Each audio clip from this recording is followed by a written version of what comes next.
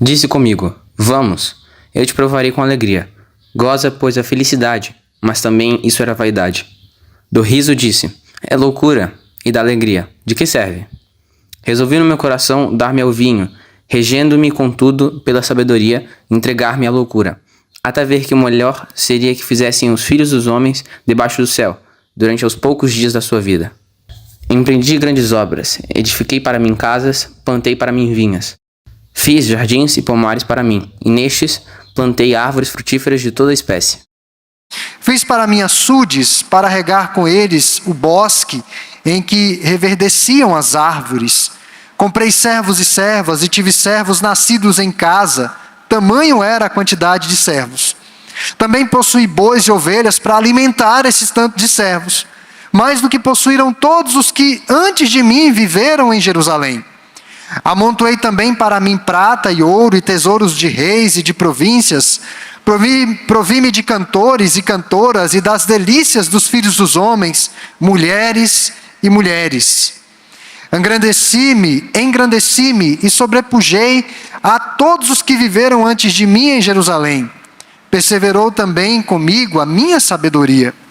Tudo quanto desejaram os meus olhos não lhes neguei, nem privei o coração de alegria alguma, pois eu me alegrava com todas as minhas fadigas, e isso era a recompensa de todas elas.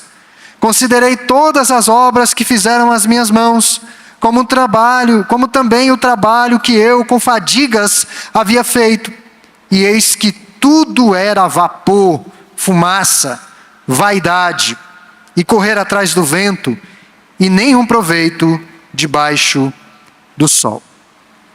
Meus irmãos, parece um tanto quanto pessimista, mas é um livro realista. Temos tantos recursos para nos proporcionar deleite, alegria e prazer. E a despeito da prosperidade material que eventualmente viemos a ter, ainda sofremos a pobreza de alma. O gosto do prazer maximiza o nosso apetite por este mundo para além da satisfação.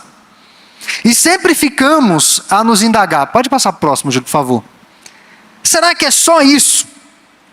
Será que é só isso que a vida tem a oferecer? Será que é só isso que a vida tem a oferecer no sentido de uma boa aposentadoria, de uma boa saúde, de boa comida, de boa morada, de filhos educados e crentes? E Salomão se debateu com essa indagação. O pregador, como o reverendo Edilton pregou na semana passada, tentou compreender os mistérios da existência humana usando a mente, usando a sabedoria. E ele viu que isso também era vapor, revel, vaidade. E essa busca que ele fez por compreender os mistérios pela sabedoria terminou em tristeza. Ele poderia ter ficado deprimido, como muitos de nós ficamos em face da loucura da vida. Porém, ele tentou uma outra abordagem. Ele não desistiu facilmente. Ele não parou na sabedoria. Ele voltou-se para fazer algo novo e extrair algo da vida. Ele se refez. Obviamente que sem Deus. Esse foi o maior erro do pregador. Iria provar a vida com mais alegria, o que ele diz no verso 1 do capítulo 2. E esse verbo provar no grego é a tentativa de aprender algo pela experiência própria. Sair do mundo das ideias e se entregar a toda sorte de sensações e prazeres.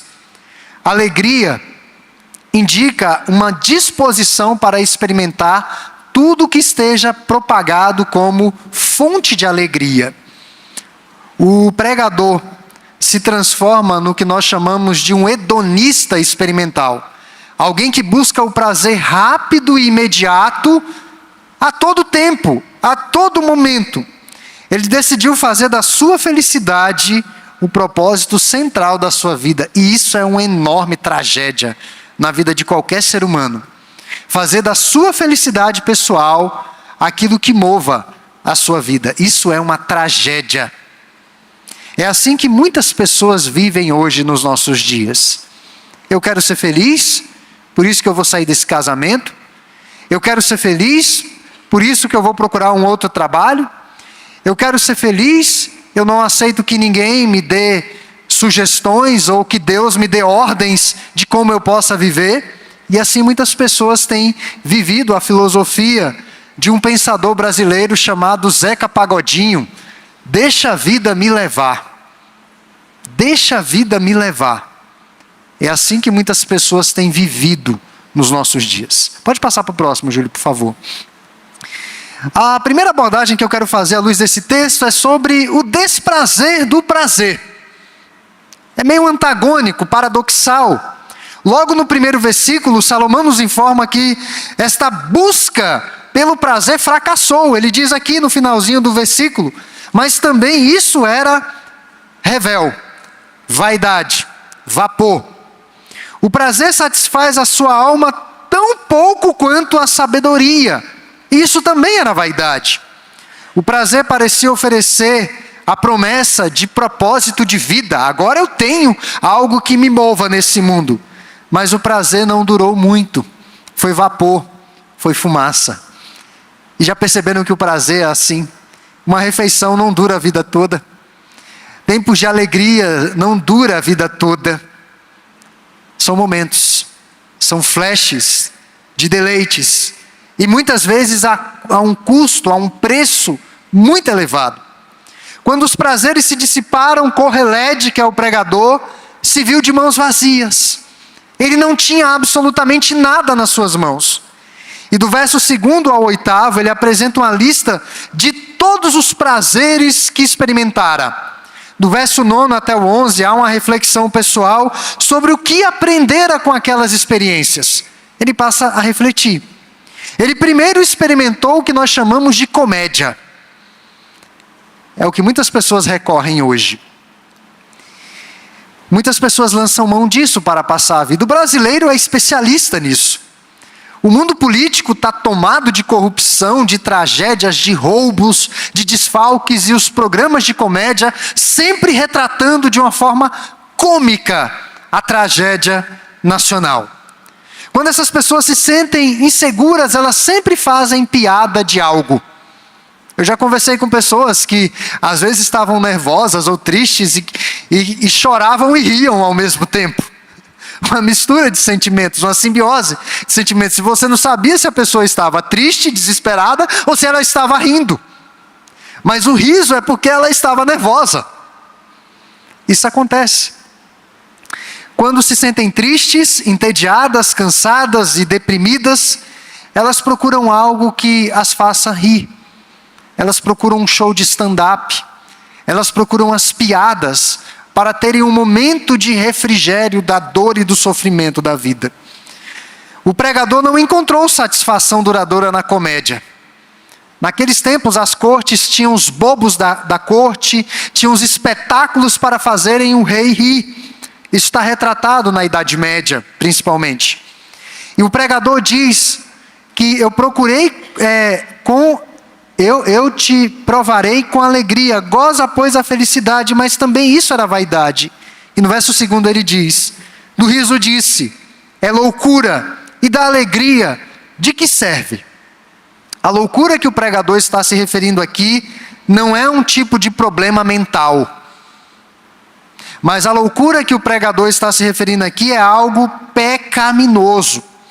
Nós sabemos que há um segmento de piadas imorais, pervertidas, sarcásticas, cínicas, frívolas e até mesmo cruéis, que nós cristãos temos de evitar. Há certos shows de stand-up que o cristão não tem de estar. Há certas companhias de comédia que o cristão não deve partilhar, não deve dar o seu dinheiro para contribuir com aquilo. Porque muitas vezes tem situações de blasfêmia e de piadas imorais. E para honrar a Deus, nós temos de perguntar se o nosso riso é um riso pela bondade de Deus ou à custa de outra pessoa? Ou se estamos zombando de outras pessoas? O pregador concluiu que o riso não ajuda a encontrar sentido para a vida. A vida, meus irmãos, não é uma piada de mau gosto. Outro prazer mencionado por Salomão foi o álcool. E muitos poderiam imaginar que Salomão está falando aqui de o embebedar-se. E isso é pecaminoso.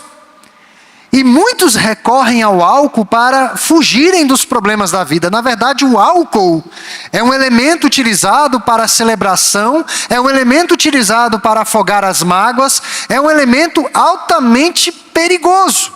E Salomão fala sobre o álcool aqui no verso 3. E essa menção que ele faz ao álcool não é o beber para embriagar-se.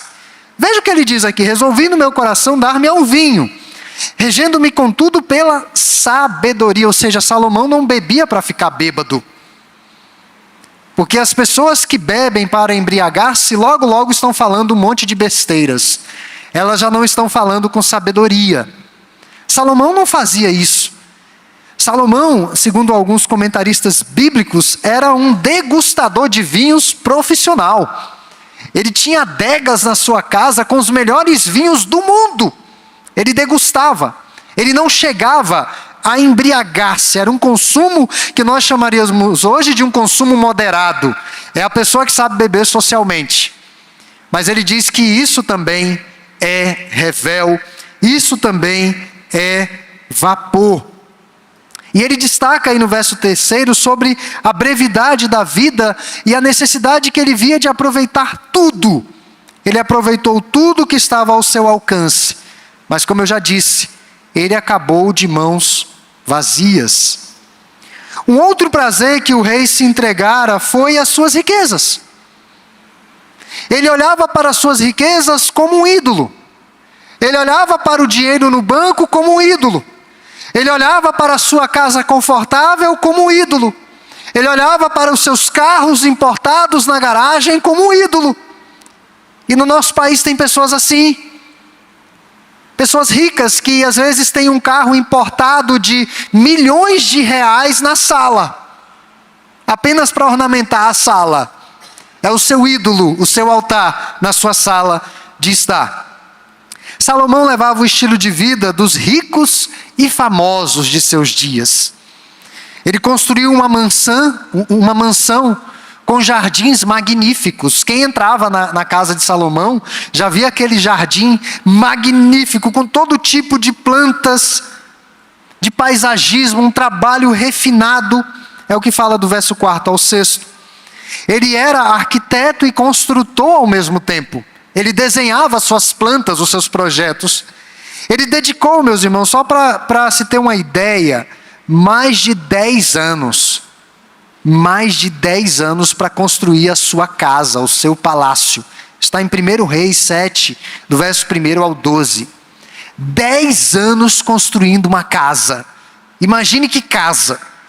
Ele se envolveu na vinicultura, que é o cultivo de vinhos, na horticultura, que é o cultivo de flores, na silvicultura. Ele fala dos pomares, das diversas árvores com tantos frutos diversificados nos seus jardins. Eram projetos grandes, que apenas grandes homens poderiam empreender. Conforme um comentarista bíblico, Derek Kidner, ele criou, se referindo a Salomão, ele criou um pequeno mundo dentro do mundo. Multiforme, harmonioso, exótico. O palácio do rei era um paraíso reconquistado. Uma das celebridades do nosso país é muito conhecida no Brasil, além da beleza que ela tem, a beleza física, pela sua sala de estar, que é a maior sala de estar do país, a Ana Hickman. Todo mundo comenta dessa sala de estar da Ana Hickman, uma sala imensa. O sofá é gigantesco. Salomão estamparia as capas das revistas das celebridades com a sua casa, com o seu estilo de vida pomposo. E eram obras que ele fizera não para o público, mas para ele. Era privado. Era um homem riquíssimo, com milhares de servos e comida farta para alimentá-los, como nós lemos no texto. Ele apreciava a boa música. Ele contratava corais para cantarem nos corredores dos seus palácios. E quanto ao sexo, irmãos, eu não preciso nem dizer, porque a Bíblia mesmo relata, 1 Reis 11:13, que Salomão teve 700 mulheres e princesas e 300 concubinas. Ele tinha um harém enorme. Hoje, sem dúvida alguma, estamparia as capas das revistas das celebridades, seu lar estaria nas capas de revistas de arquitetura, estrelas da música pop, como a Madonna e outros, cantariam nas suas festas e disputariam para cantar nas suas festas. As modelos mais cobiçadas estariam aos seus pés, querendo ter um caso com ele. Certamente um homem muito invejado. Muitos usam a alegria, os prazeres, como um refúgio das tristezas internas do coração. E foi isso que Salomão fez, e ele retrata no texto que lemos. E ele conclui dizendo que tudo isso era revel, tudo isso era vapor. Quantas vezes nós não vemos no Facebook ou no nosso ambiente de trabalho as pessoas dizendo, sextou. E às vezes eu fico pensando, e daí? O que muda? Não muda nada. Vou assistir uma nova temporada da série predileta, vem aquela mensagem no seu celular, chegou a nova temporada tal, você, puxa, nova temporada. Para os homens, eu vou jogar uma bola toda quinta, todo sábado. Vou ler um bom livro, para aqueles que são mais estudiosos, os nerds. Mas, meus irmãos, conforme um conselheiro norte-americano, o reverendo Jay Adams, loucura é algo muito bonito por fora, mas oco e vazio por dentro. É assim que nós vivemos, levados pelo entusiasmo, mas o entusiasmo é vapor. Pode passar para o próximo, por favor. Dominado pelo prazer, o verso 9 ao 11, a Bíblia nos adverte quanto à concupiscência da carne, dos olhos e sobre a soberba da vida, em 1 João 2,16. O salmista estava observando essa advertência quando ele escreveu no Salmo 119, verso 37, que é o salmo que fala sobre a palavra. Ele diz assim no verso 37 do Salmo 119, desvia os meus olhos para que não vejas a vaidade, para que não vejas o vapor, para que os meus olhos não se encham com essas coisas. Vivifica-me no teu caminho. E fica explícito que Salomão ignorou completamente as palavras do Senhor. Salomão, sempre que via algo e desejava, ele pegava. Tudo. Absolutamente tudo. Salomão, se pudesse vir aos nossos dias e fosse a um shopping center, ele iria comprar tudo. Talvez ele comprasse o shopping center, porque ele tinha dinheiro para isso. Ele ia ficar tão impressionado, ia dizer, não, isso aqui é uma maravilha. Eu vou comprar tudo para mim, eu vou fechar o shopping para mim, eu vou usar o cinema só para mim. As lojas irão todas me servir, e ninguém vai entrar. Salomão era assim. Tudo que via, pegava. Não havia absolutamente nada que negava para si mesmo. Ele fazia isso, irmãos, porque acreditava que merecia, como recompensa por todo o seu trabalho. Nós já ouvimos isso, ou talvez até já dissemos isso. Você está num local de compras e daí as pessoas estão numa dieta e dizem assim, eu passei numa loja de chocolate, quer saber, eu comprei chocolate porque eu mereço. Eu trabalho demais. Então eu mereço, eu vou me premiar. Eu vou passar na loja e vou comprar todo tipo de chocolate e eu vou comer tudo porque eu mereço. A pessoa fica intoxicada de chocolate. Ela fica quase marrom de chocolate. Salomão era assim.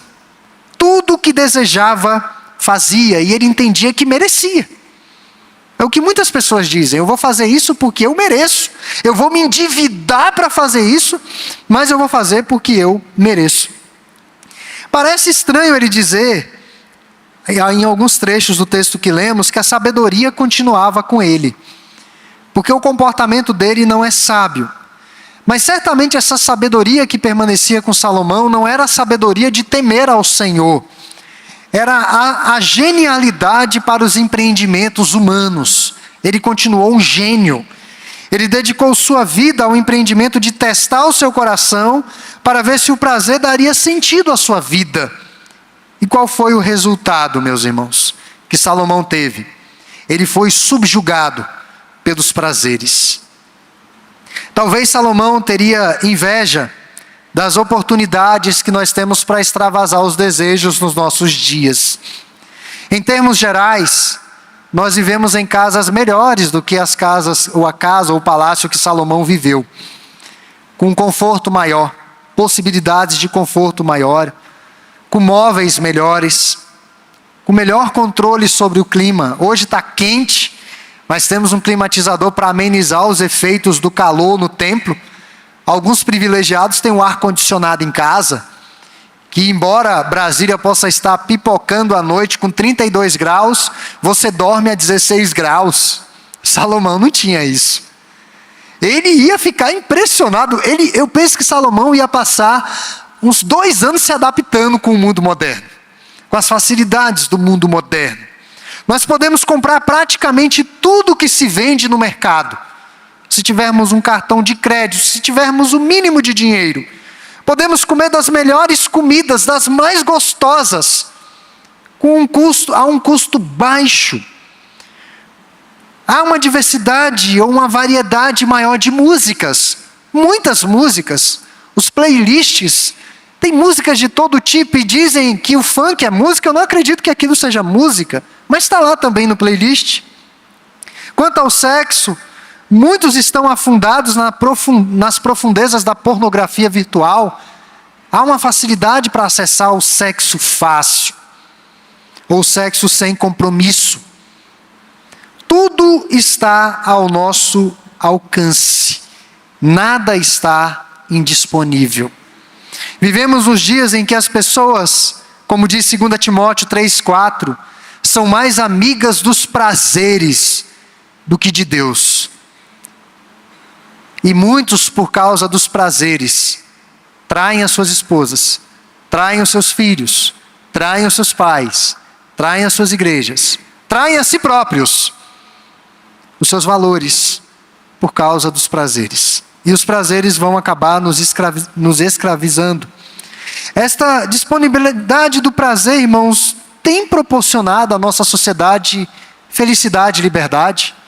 Nós vivemos uma sociedade mais feliz por causa disso? Não. Cada dia que passa, uma fobia nova, um remédio novo para afagar ou para amenizar os problemas do coração, os problemas da alma, os transtornos de todo tipo. E nós estamos numa sociedade que caminha a passos largos para o afundamento maior, porque estamos galgando alguns degraus, legalizando relações homoafetivas. O próximo passo, legalizar a pedofilia. E o fundo do poço, zoofilia. Talvez você, que é crente dessa igreja, não perceba isso. Os animais estão ocupando um centro que eles não deveriam ocupar e preencher. Mimamos os pets.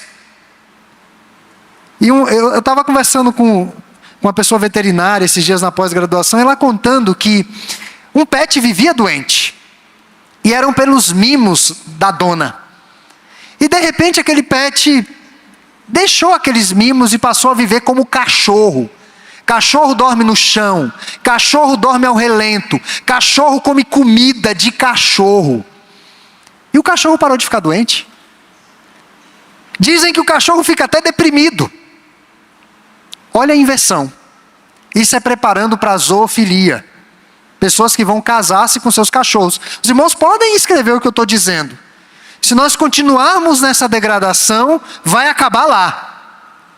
Então, o prazer não tem feito uma sociedade mais feliz. Ainda queremos mais. Ainda perguntamos, será que é só isso? E Salomão chega a essa conclusão, no verso 11. Considerei todas as obras que fizeram as minhas mãos, como também o trabalho que eu, com fadigas, havia feito, e eis que tudo era vapor e correr atrás do vento. Meus irmãos, que coisa mais tola, correr atrás do vento, tentando segurar o vento. Isso é tolo, é irracional.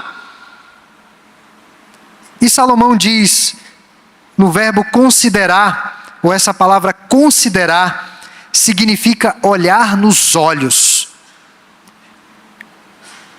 Salomão vê, e o que ele vê não é bonito. Salomão vê a vida como de fato ela é. Vaidade correr atrás do vento, ou seja, jamais iremos conseguir pegá-la. O prazer com o fim em si mesmo é um pecado escravizador. Prazer domina, não satisfaz verdadeiramente a alma. Pode passar para o próximo, por favor, o último. E a proposta que eu quero fazer essa noite, irmãos, é sobre o hedonismo cristão. São estudos desenvolvidos pelo reverendo John Piper, no norte da América, sobre o hedonismo cristão. Meu desafio é que leiam mais sobre isso, o hedonismo cristão. O prazer pela glória de Deus. Quando descobrimos que as nossas vidas, ou que as nossas maiores aspirações não são tudo, o que devemos fazer? Deixar de fazer o que estamos fazendo? A resposta é que essa insatisfação deveria nos compelir a Deus, a buscarmos a Deus, não para distante do Senhor. Se todos os prazeres debaixo do sol não conseguem satisfazer as nossas almas, então precisamos olhar para além deste mundo. Se eu, como cristão, estou deprimido e desiludido com a vida, eu preciso ter uma comunhão maior com esse Deus. Nossos desejos não satisfeitos devem nos conduzir à conclusão de que fomos feitos para o prazer de Deus e não nosso, para o prazer do Senhor. Deus nos projetou para não nos satisfazermos completamente com as coisas dessa terra. É essa notícia ruim que eu quero dar para aqueles que estão buscando essas coisas. Nós não iremos nos satisfazer completamente com as coisas dessa terra, porque no projeto original de Deus no homem há um vazio que somente Deus pode preencher. Nada nesse mundo vai preencher esse vazio, é um vazio do tamanho de Deus. Então não adianta preencher com um bom carro, com uma boa casa, com a esposa ou um esposo exemplar, com filhos exemplares, ganhando mais no trabalho. Nosso coração sempre estará insatisfeito se não estiver com prazer em Deus. A principal razão para o livro de Eclesiastes estar na Bíblia, o que muitos cristãos questionam, é para nos convencer a não amar o mundo ou a viver em função dos seus prazeres efêmeros. Isso não é para deprimir mais, mas para nos compelir a buscar mais a Deus. E isso daqui não é tudo, irmãos. O que temos nessa vida não é tudo. Há um Deus no céu que enviou seu Filho, Cristo, para ser o nosso Salvador desse mar de insatisfação. Mesmo doentes, mesmo desvalidos, mesmo sem esperanças no mundo, nós temos a Cristo. Cristo crucificado e ressurreto oferece fonte para toda a nossa satisfação. E que nós possamos dizer, como a poetisa inglesa Christina Rossetti: Senhor, tenho todas as coisas se eu tiver a Ti. Eu tenho todas as coisas se eu tiver a Ti. E é exatamente em Cristo que os prazeres sagrados e legítimos, não os prazeres pecaminosos, os prazeres sagrados e legítimos ganham um novo sentido. Somos inseridos no hedonismo consentido, um prazer que tem origem na alegria de Deus. E nós desfrutamos o prazer verdadeiro quando o riso é adequado, quando trabalhamos para o bem da sociedade, para a glória de Deus, quando manifestamos gratidão a Deus pelo alimento que desfrutamos, quando contribuímos para o progresso do reino de Deus, quando a música preenche os nossos corações e nos compele a pensarmos nas maravilhas do Senhor, do Deus da criação. Meus irmãos, Deus não é um estraga-prazeres cósmico, pode ter certeza disso. Nós fomos criados para sermos as pessoas mais felizes do universo. O povo de Deus é o povo mais alegre da face da terra. Mas nós jamais encontraremos satisfação se vivermos em função do nosso próprio prazer. Nós só encontraremos verdadeiro contentamento e alegria se glorificarmos a Deus e nos alegrarmos nele para sempre. Que o Senhor possa, nesses dias em que nós temos olhado para Eclesiastes, nos despertar para que possamos ter uma vida no prazer de Deus e não no nosso prazer. Amém.